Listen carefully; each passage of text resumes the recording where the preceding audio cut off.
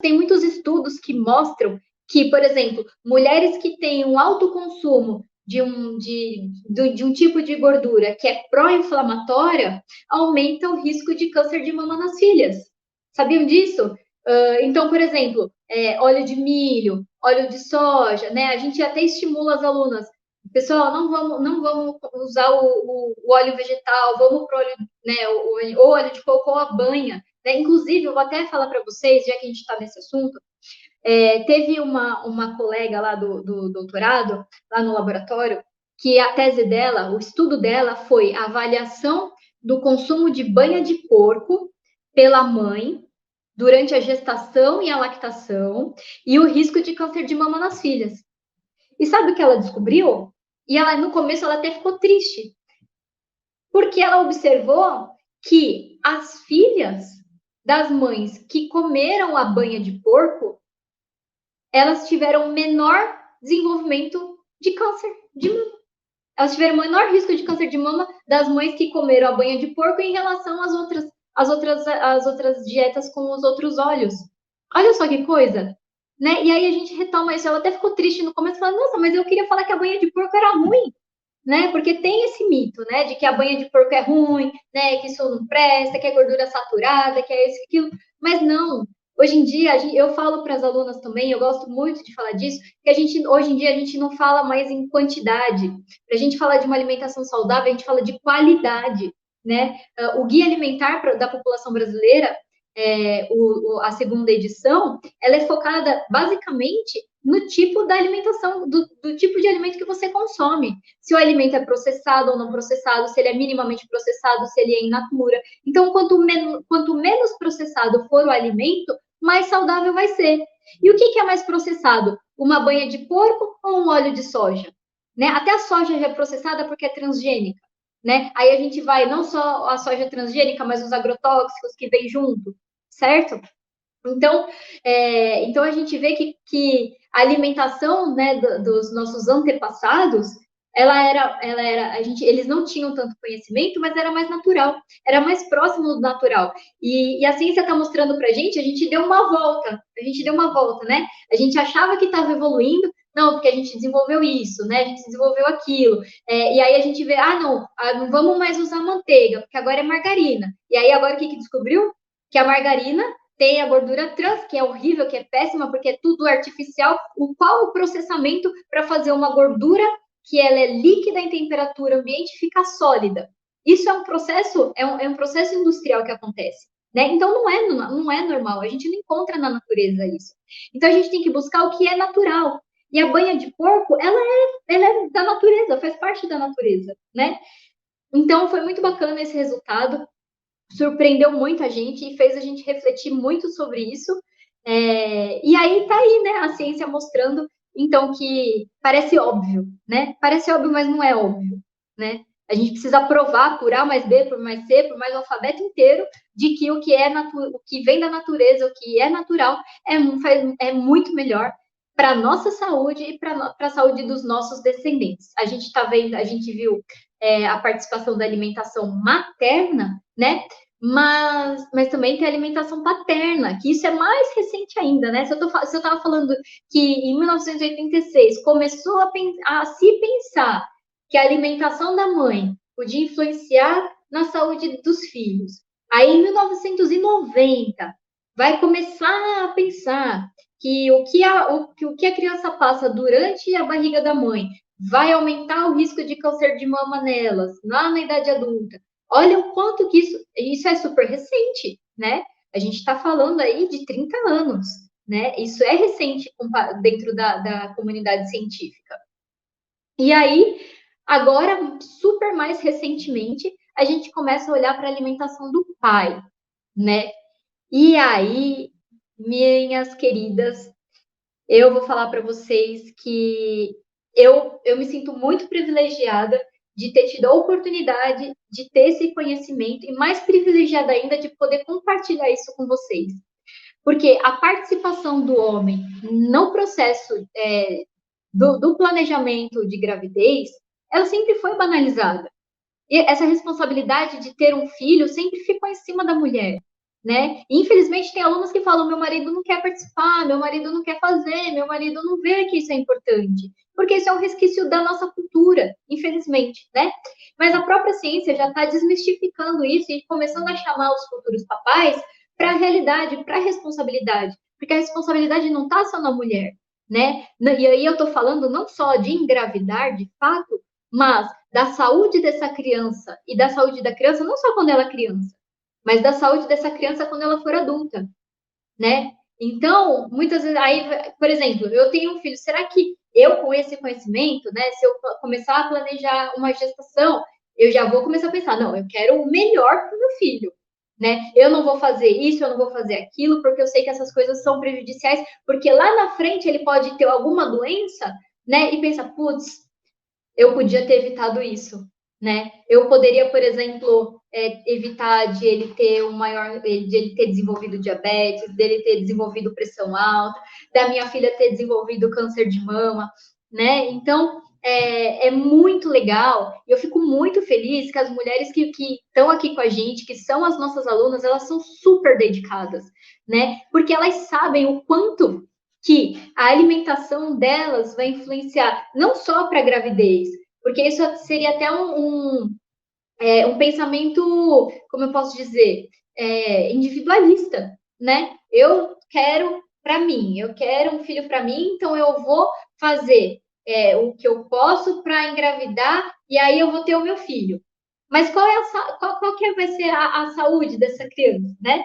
Se você está se preparando para ter um filho, então que esse filho seja um filho saudável. E aí você vai fazer a sua parte. Porque isso é o que a gente pode fazer, isso é o que está no nosso controle. Mas essa criança vai crescer, essa criança vai fazer as escolhas dela, esse adolescente vai fazer as escolhas dele, né? Esse adulto vai fazer as escolhas dele. E aí, o estilo de vida e a alimentação que esse indivíduo vai ser responsabilidade dele. Mas que os pais façam a parte deles e assumam a responsabilidade deles. Então, a gente sempre fala alimentação saudável. E o que a gente ensina para as nossas alunas não é uma super mágica para engravidar, né? São mudanças na alimentação e no estilo de vida que elas vão levar e a gente deseja do fundo do coração que elas levem pro resto da vida, né? Elas podem ter dificuldades, porque, gente, não é fácil. Não é fácil fazer as mudanças que a gente propõe. Não é fácil, né? Porque não envolve só não vou comer isso, mas e não vou comer aquilo. Além do relacionamento emocional que existe com a comida, tem também a questão do estilo de vida. É questão de mudar shampoo, é questão de mudar maquiagem, né? Quantos contaminantes tem na maquiagem que é absorvido pela pele? Alimentos, alimentos que contêm esses conservantes, alimentos contaminados com agrotóxicos, né? Então, tudo isso a gente tá. Então, a gente pensa, o melhor é o orgânico. É claro, não, Vanessa, eu não consigo comprar orgânico. Gente, a gente tem que fazer o que está no nosso alcance, né? A nossa função como nutricionista é passar para vocês o conhecimento e o que é o melhor, tá? E aí a gente tem os 100%, né? A gente tem aquilo que fala assim, esse aqui é o top. Mas o top é impossível, né? Então, o que é possível? Eu não consigo comprar orgânico, mas eu consigo ir na feira. Eu consigo não ir lá na loja de doces, né? Isso eu consigo. Então, é isso que a gente vai trabalhando aos poucos, né? Então, fazendo as mudanças, e aí não é uma mudança da noite para o dia, porque é uma mudança de estrutura, né? Não é uma mudança superficial. E aí, vamos entrar então nos papais, né? Como que a alimentação dos pais pode interferir nisso? Antes de falar da alimentação do pai, eu vou falar uma coisa para vocês. Na verdade, é um estudo inédito, né? Foi um estudo assim que na época esse estudo ele ainda é referência, e eu estou falando de estudo de 2012, tá? Eu tô falando aí de 8 anos, né? Se eu falei que 30 anos é pouco, imagina 8, né? Então, há 8 anos atrás, foi publicado um estudo mostrando que a alimentação que a mãe teve, essa mãe, ela não teve filha, ela teve filho. Ah, então beleza, não tem nada a ver com câncer de mama. Tá. Mas esse filho vai ter filhos, né? E esse estudo mostrou que as filhas, terceira geração que eu tô falando, hein? As filhas dos pais, do pai, não da mãe, do pai, que quando ele estava dentro da barriga da mãe dele, ou seja, da avó da menina, quando essa avó comeu uma dieta rica em gordura, essa alimentação programou as primeiras células que iam gerar os espermatozoides, porque isso é determinado lá na vida intrauterina também. Então, por mais que os homens eles produzam os espermatozoides a partir da puberdade, é lá na vida, lá ainda quando ele estava lá na barriga da mãe dele, que essas células já começaram a ser programadas, assim como a mulher. Nós mulheres já nascemos com os nossos óvulos, com todos os nossos óvulos, né? A gente nasce e a gente não produz óvulo, a gente está tudo aqui. A gente precisa cuidar deles, a gente precisa cuidar da qualidade deles, mas a quantidade já está determinada aqui. Infelizmente, a gente não pode mudar isso. Então, a gente trabalha com a qualidade. Os homens também já nascem com uma programação, né? Eles produzem todos os dias espermatozoides, mas eles têm uma programação, eles nascem já com uma base. E essa base, ela é influenciada pela alimentação da mãe dentro da barriga. Então, vamos lá, vamos retomar. A avó comeu gordura, muita gordura, né? Uma dieta rica em gordura e gorduras ruins, né? Esse estudo que eu tô falando é estudo em animais, tá? Isso, e aí vai mais uma vez o que eu falo da ciência. 8 anos, se 30 anos é um espaço curto de tempo, 8 anos é mais ainda. Isso que a gente está falando de trabalhos experimentais. Em relação à influência da mãe, já tem muitos estudos com seres humanos, estudos epidemiológicos, que já estão provando por A mais B, por todas as letras do alfabeto, que influencia e como se influencia, e aí a gente vai descobrindo os diferentes mecanismos. Mas essa participação do pai nesse processo é muito novo. Então, assim, ainda tem poucos estudos epidemiológicos mostrando que tem essa influência. Então, vamos lá, vamos retomar esse estudo que eu falei. A ratinha vó comeu muita gordura. Aí ela teve um filho, um menino, um filhotinho, um machinho, um ratinho, né? Essa ratinha avó teve um ratinho macho. Esse ratinho macho, ele teve uma filhinha, uma ratinha menina. E essa ratinha menina teve maior risco de câncer de mama. Vocês têm noção da seriedade disso que eu estou falando para vocês? O que eu como hoje, o que eu como agora, pode influenciar o risco de câncer de mama da minha neta, mesmo que eu não tenha filha, mesmo que eu tenha filho, né? Se eu tiver um filho homem, ainda assim, esse risco de câncer de mama pode ser passado para a neta, para a terceira geração. Isso é incrível, né? Então, isso a gente está falando. Eu tô falando comecei falando da avó, porque é lá na barriga da mãe que as nossas células germinativas elas são pré-determinadas, né? No caso das mulheres, ela já vem prontinha, depois ela só vai se maturar na puberdade. E no caso dos meninos, a célula, a camada base para a produção dos espermatozoides está programada dentro da barriga da mãe.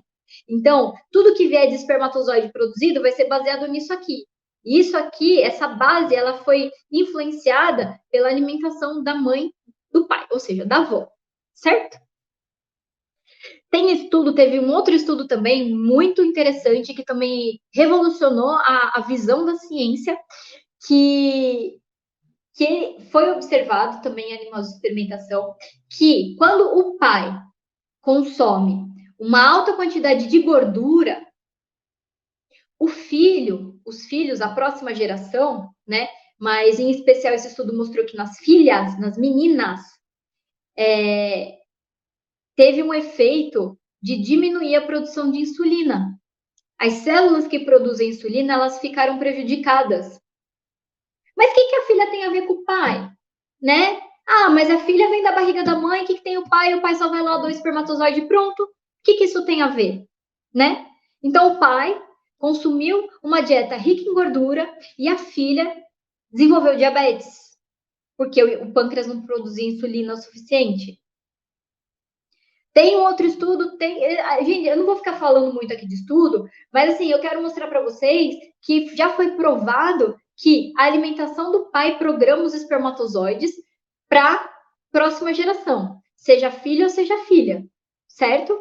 E essa programação pode passar para a terceira geração, seja filho ou seja filha. E aí a gente não está falando só de câncer, tá? Eu acabei de falar de diabetes, tem um outro estudo que mostrou que os pais que sofreram desnutrição, né, quando estavam produzindo seus espermatozoides, vamos voltar lá naquela história da fome holandesa, por exemplo, né? Os homens que sofreram desnutrição na época da fome, eles poderiam ter mais chance dos filhos desenvolverem problemas metabólicos, né? Problemas metabólicos de gordura, então maior risco de colesterol alto, né? A gente sabe que o maior colesterol tem maior risco de doenças cardiovasculares, de infarto.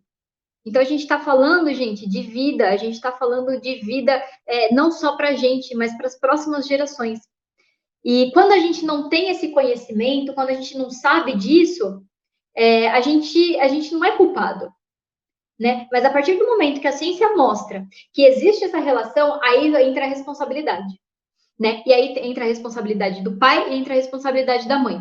Então, vocês, futuras mamães, vocês, futuros papais, que estão aí planejando a gravidez, vamos pensar não só no fato de engravidar em si, não só no positivo, naquela coisa linda, né? Quando fica os dois tracinhos, mas também vamos pensar que base que eu quero dar para o meu filho em termos de saúde. Eu quero que ele tenha maior chance de saúde ou de doença, certo? E tudo isso, né, focando, sim, aumentar a chance de engravidar com saúde, ou seja, essa limpeza do aquário que a gente propõe, ela não é uma limpeza para engravidar simplesmente, né? E eu gosto de falar isso. E papais, futuros papais também, vocês precisam limpar o aquário de vocês, porque o que você come vai influenciar na sua filha ou na sua neta, tá bom? Você também pode ser responsável pelo risco de doenças, pelo risco de câncer de mama da sua filha.